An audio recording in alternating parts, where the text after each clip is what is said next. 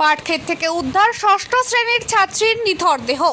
ঘটনায় শোকের ছায়া দিনহাটা 2 নম্বর ব্লকের বামনহাট 1 নম্বর গ্রাম পঞ্চায়েতের অন্তর্গত সাবেক সিট পোয়াতুরকুঠি এলাকায়।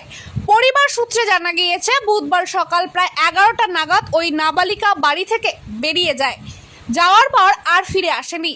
প্রথমে পরিবারের সদস্যরা ভেবেছিলেন সে হয়তো আশেপাশে খেলতে গিয়েছে, কিন্তু দীর্ঘ সময় পেরিয়ে গেলেও বাড়ি না ফেরায় উদ্বিগ্ন হয়ে পড়েন তারা।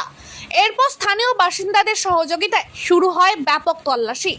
গ্রামের বিভিন্ন এলাকা খুঁজেও কোনো সন্ধান না মেলায় আশেপাশের পাটক্ষেত ও ভুট্টা খেতে খোঁজ চালানো হয়। খোঁজাখুঁজির এক পর্যায়ে গ্রামের পিছনের একটি পাটক্ষেত থেকে তার নিথর দেহ উদ্ধার হয়।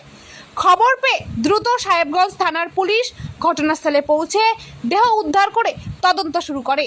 কী কারণে এই মৃত্যু, এর পিছনে অন্য কোনো রহস্য রয়েছে কিনা তা খতিয়ে দেখছেন তদন্তকারীরা। আমি যখন আসছি তখন সবাই বলতো তো ওইদিকে যে দেখ কি করছে কি হয়েছে হয়েছে। তোমরা যখন আসছো তখন কি ওখানে আমি বমি দেখছি না, একে দেখি হ্যাঁ একে দেখি না। এইখানে প্রথম কে দেখছে?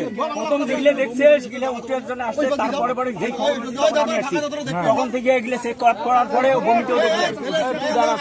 হ্যাঁ আমার সন্দেহ আছে, আমি একটু চেক করবো।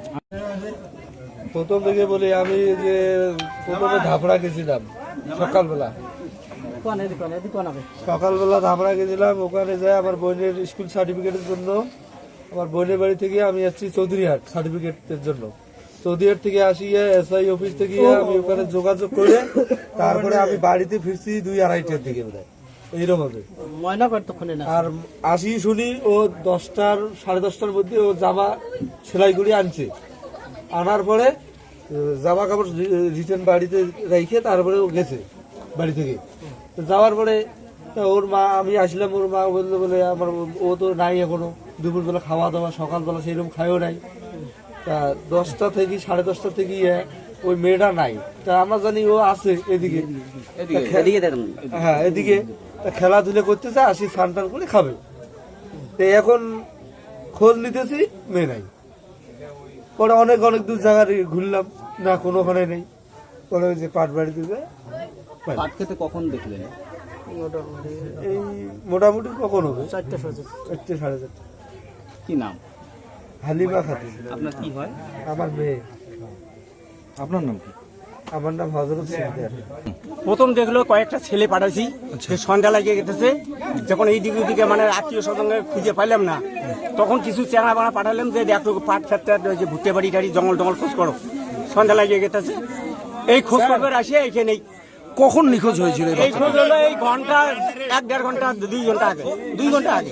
2 ঘন্টা আগেও বাড়িতে ছিল না, মানে বললাম কখন নিখোঁজ হয়েছিল? নিখোঁজ হয়েছে বৃষ্টিটার আগে, মানে সকালে যে বৃষ্টিটা আসলো তার আগে। হ্যাঁ মানে 10টা কি 11টার ব্যাপার। 10টা-11টা থেকে ওকে খুঁজে পাওয়া যাচ্ছিল? খুঁজে পাওয়া যায় না।